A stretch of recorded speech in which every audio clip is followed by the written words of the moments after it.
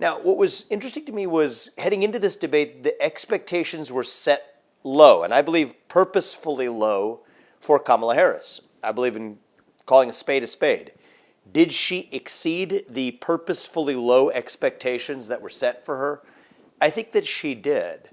But I think that this is part of an interesting pattern, and I think a concerning pattern dating back to how the media handled the last debate.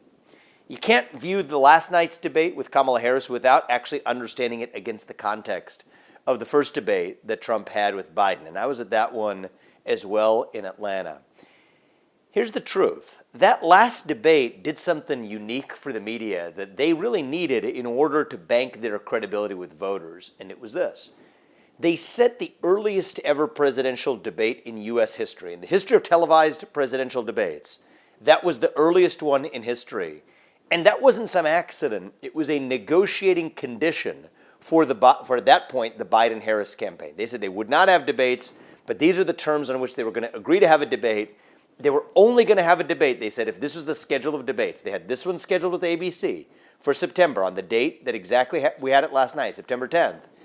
But they would only agree to that if there was also an earlier debate in the month of June, before either the Democrats or even the Republicans had formally nominated their candidate. That was the first time that's happened in the history of televised presidential debates in a general election. Now, at that debate, in the lead up to the debate, you had no expectations one way or another that was set for Biden because it was a trial balloon.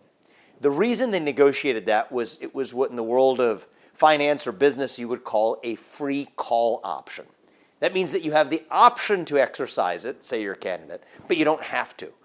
That's exactly what Democrats bought themselves. It was a bit of a trap that was laid for Trump and for the Republicans to say that if Trump beat Biden so badly that he was going to win the election versus Biden, they would still have enough time to swap him out, but if Biden somehow surpassed and exceeded expectations, that would have reset the otherwise failing race. Well, they succeeded in getting that debate. Trump wiped the floor with Joe Biden. The whole country saw it. And that started the call to actually get Biden off the top of the ticket. Now, that did two things. Not only did that result in a free call option for Democrats where they were able to figure out that their then current candidate wasn't going to be a winner, they got to swap him out for free.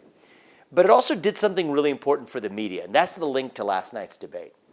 What it did is it created a shock to the American audience, to the American voters, that even many previously left-leaning networks, cable networks, print digital media publications, all decided to be critical of Biden in a way that they hadn't been critical of a Democrat for a really long time.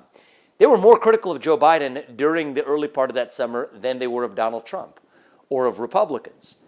And what that did was that banked a certain amount of credibility that the media gained with the public.